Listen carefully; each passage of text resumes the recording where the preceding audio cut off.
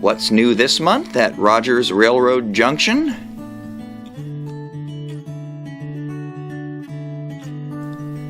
Well, we've dug into our inventory and come up with SD60Ms from Athearn Genesis. As the first North American safety cab unit to be produced by EMD, 60Ms represent something of a landmark series with their wide noses marking a turning point in locomotive design.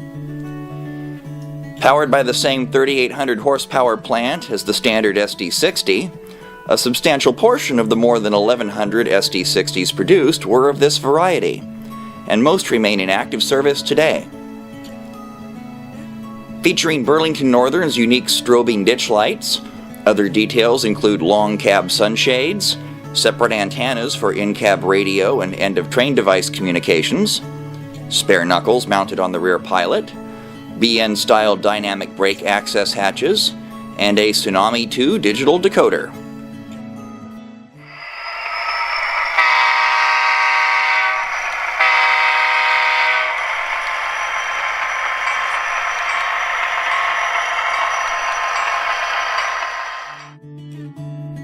Then there's Steam with an East Coast theme, with Pennsylvania Railroad K4 Pacific types from Broadway Limited.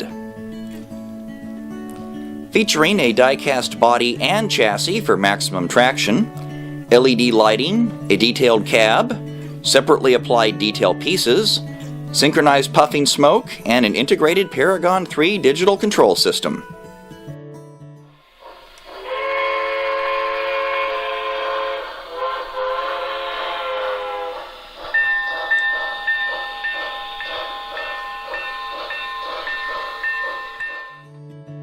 Built in 1914 for first-class passenger service on the Pensie's Northeast Corridor, the K4 stands as one of the world's longest-serving locomotives in its intended role, outlasting several challengers, including the larger K5 and the legendary T1 duplex locomotive. Then there's Athearn Roundhouse with 30-foot old-time flat cars. Based on older MDC molds, these shorty cars represent a turn-of-the-century design, and would have been a common sight on freight trains ranging from the year 1900 up until the late 1940s. Featuring staff-style handbrakes, knuckle couplers, RP25 metal wheels, and a highly detailed simulated wooden deck. And also from the Athearn family, there's 50-foot FMC plug-door boxcars. Built by the Food Machinery Corporation in the mid-1970s, when the boxcar leasing market was booming, thousands of these cars seem to appear almost overnight, bearing the names of hundreds of Class I and short-line railroads. And although they fell out of favor when federal rules regarding lease agreements changed, many remain in service yet today. Featuring freestanding grab irons, photo-etched crossover platforms, simulated overspray along the roof seams, and even some international identities, including Canadian, eh? But wait, there's more from Ready to Roll, including 62-foot modern tank cars.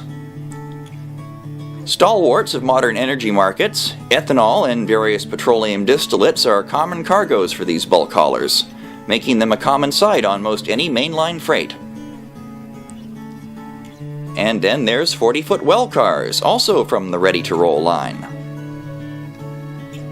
Having largely replaced the common boxcar in this era of globalized trade, well cars and their two-tiered charges today represent some of the highest priority freight on rails, crisscrossing the country from coastal ports of importation to urban and industrial centers nationwide. Featuring 33-inch end wheels and 39-inch center wheels, other details include see-through platforms, full brake rigging, fine-scale handrails, knuckle couplers, and all applicable hardware. Containers are sold separately, but we have them, so there. And finally, we have something of a grab bag on offer, oddball and unique liveries from all your favorite roads. Hailing from all different eras and regions, we've got all manner of iconography, From short lines, to factory demonstrators, to whatever the heck this is, and from promotional safety schemes, to tributes to one railroad's heritage, and rather shameless efforts at protecting another's trademark status. There's even units that, well, let's just say they've been around the block a few times, and fallen down a manhole from the looks of it. All in all, it's a selection that simply won't be beaten anywhere in Northern California.